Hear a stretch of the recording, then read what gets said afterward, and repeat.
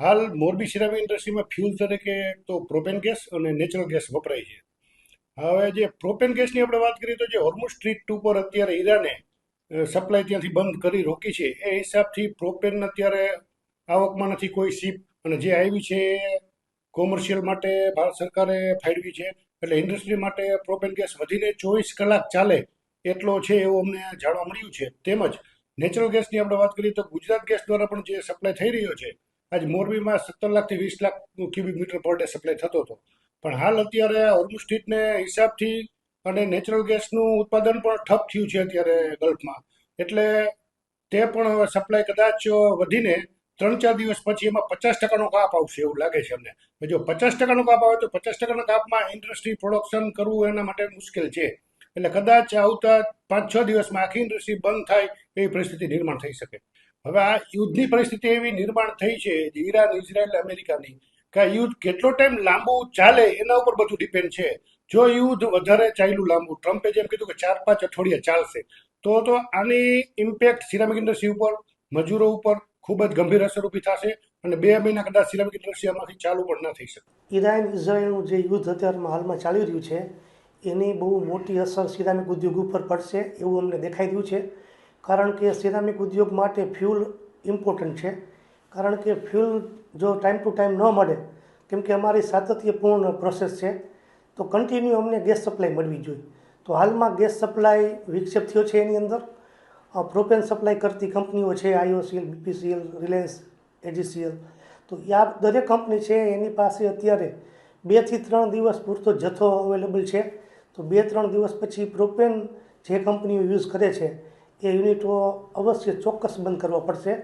અને નેચરલ ગેસનો જો યુઝ કરે છે, ગુજરાત ગેસ વાપરતા યુનિટો છે, એની પાસે જાણવા મળતી વિગત પ્રમાણે 10 દિવસ સુધી સપ્લાય આપી શકે એટલો જથ્થો અવેલેબલ છે. તો આમ જોવા જઈએ તો અઠવાડિયા 10 દિવસમાં તમામ ઉદ્યોગ બંધ કરવા પડે તેવી પરિસ્થિતિનું નિર્માણ થઈ રહ્યું છે. જે અત્યારે ઉદ્યોગના જે પોસ્ટરો આવ્યા છે એની અંદર શટડાઉનની વાત છે કરેલી. તો એનું કારણ એ છે કે મોરબીની અંદર 60% સિરામિક યુનિટ એવા છે જે પ્રોપેનથી ચાલતા હોય. તો પ્રોપેન અત્યારે ટેન્કર દ્વારા સપ્લાય થતી હોય અને ટાઈમ ટુ ટાઈમ ટેન્કર જો કંપની ઉપર પહોંચે નહીં તો તેવા યુનિટો શટડાઉન કરવા પડે. મોરબીની અંદર જોવા જઈએ તો 2 થી 3 લાખ બહારથી લેબરો કામ કરવા માટે આવેલા છે.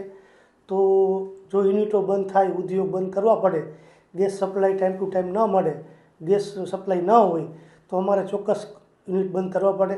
આ યુનિટો બંધ થાય તો જ્યાં લેબર જે બહારથી આવેલા છે તેની રોજગારી ઉપર મોટા પ્રશ્નો ઊભા થશે.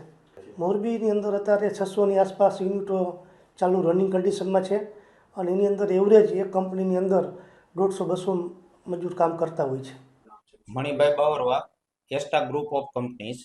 અમે લોકો પ્રોપેન ગેસ ચલાવતા, પણ લાસ્ટ 23 તારીખે સાઉદી અરેબિયાના અલ જુમેના પોર્ટ પર એક મોટો એક્સિડન્ટ થયેલો, જેના કારણે તે લોકોએ ફોર્સ મેજર ડિક્લેર કરી અને સડનલી ત્યાંથી લોડિંગ બંધ રાખેલું. તેના હિસાબે ઓલરેડી ફેબ્રુઆરી એન્ડથી જ પ્રોપેનની શોર્ટેજ વર્તાવા લાગી હતી. પણ એવું હતું કે માર્ચ આવતા આવતા ધીમે ધીમે સ્ટેબલ થશે. પણ ત્યાં આ વોર સિચ્યુએશન આવી છે, જેના હિસાબે પ્રોપેન અવેલેબિલિટી આજે છે નહીં. આજે સાંજ સુધીમાં આઈ થિંક લગભગ કંપનીઓનો પ્રોપેન સ્ટોક ખલાસ થઈ જશે અને આવતીકાલથી લગભગ મોરબીની સપ્લાય ખોરવાઈ જશે. સાથે સાથે ગુજરાત ગેસમાં પણ લોકોએ નવી એમજીઓ માટે એપ્લિકેશનો કરેલી, પણ જે ગુજરાત ગેસ દ્વારા એક્સેપ્ટ કરવામાં આવેલી નથી. અને ગુજરાત ગેસની માહિતી મુજબ, મળતી મને માહિતી મુજબ, કે જે લોકોના અત્યારે ઓલરેડી એમજીઓ કરારમાં ગુજરાત ગેસ ઉપર કંપનીઓ ચાલી રહી છે, તેમાં પણ 40થી 50%ની આવતા દિવસોમાં કટોતી આવવાની શક્યતાઓ છે. મારી ટોટલ ગ્રુપ કંપની થઈ અને લગભગ અત્યારે 1800થી 2000 માણસો કામ કરી રહ્યા છે અને વ્યવસ્થિત રીતે પ્લાન ચાલી રહ્યા હતા. પણ આ વોર સિચ્યુએશન છે, આમાં કાંઈ કહી ન શકાય. તો ઇન્ડસ્ટ્રી તો અત્યારની સિચ્યુએશન જોતા 5 તારીખ યા તો 6 તારીખ સુધીમાં મોટાભાગની ઇન્ડસ્ટ્રી, એમાં મારી પણ ઇન્ડસ્ટ્રી શટડાઉન ફોર્સ મેજરથી કરવી જ પડશે. એમાં કોઈના હાથમાં નથી, કે જે અત્યારે ફ્યુઅલ અવેલેબલ જ નથી અને ફ્યુઅલ વગર અમારી ફેક્ટરી ચાલવાની નથી.